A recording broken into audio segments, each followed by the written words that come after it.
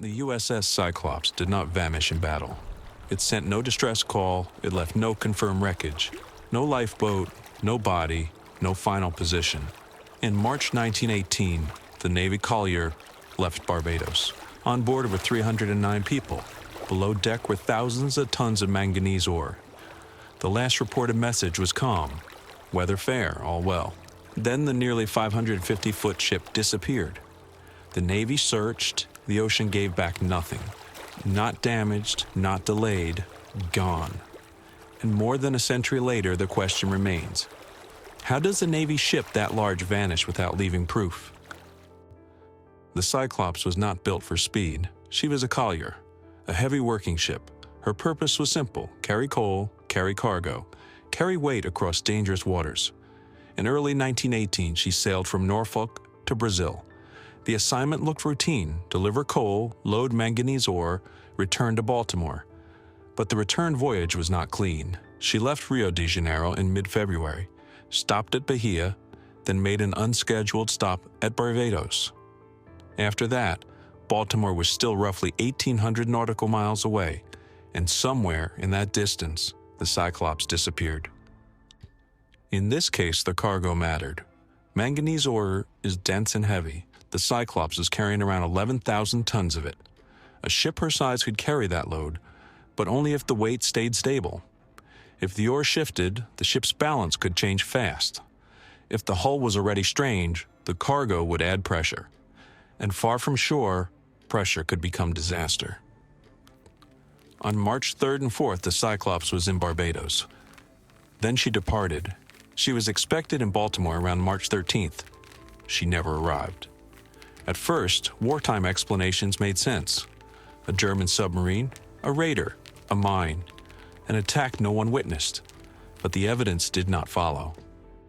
No confirmed wreckage surfaced. No SOS was ever received. No debris field was identified. After the war, German records did not support a U-boat attack in that area.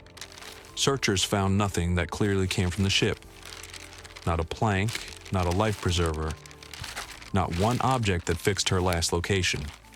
Ships break apart, ships burn, ships are attacked.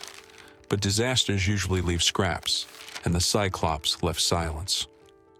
The ship may have also carried trouble above deck. Its captain was Lieutenant Commander George W. Worley. After the disappearance, some accounts describe him as harsh, erratic, and disliked. Those descriptions should be treated carefully. Some came from later recollections, some may have grown with the legend.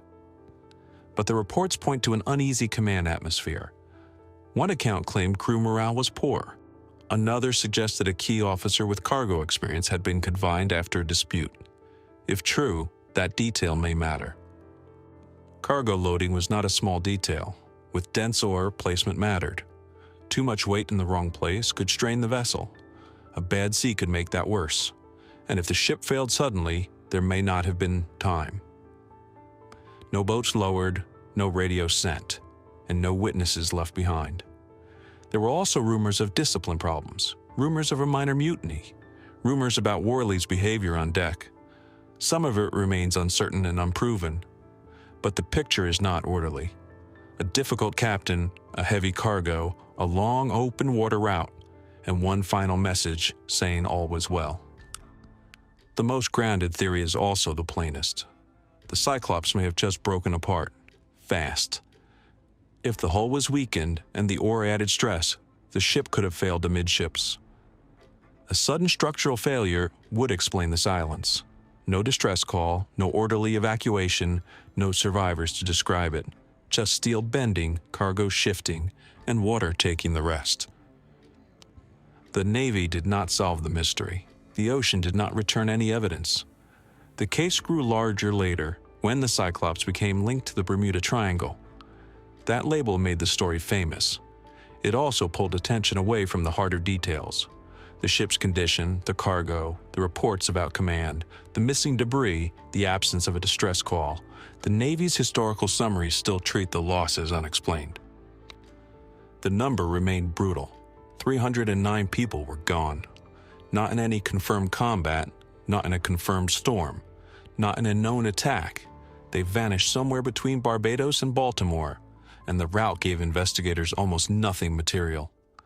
No wreck site, no final bearing, no recovered dead, only a ship that should have arrived and did not. The submarine theory weakened after German records failed to support an attack. The Bermuda Triangle theory came later.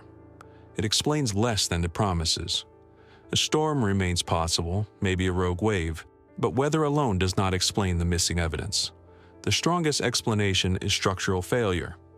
A heavy ore cargo, a possibly strained hull, a sudden break, a sinking too fast for radio. It does not require anything supernatural, it does not require the wreck, and the wreck has never been confirmed. The Cyclops should have left something: a drifting boat, a field of debris, a final transmission, a body. Instead, the Atlantic kept the evidence.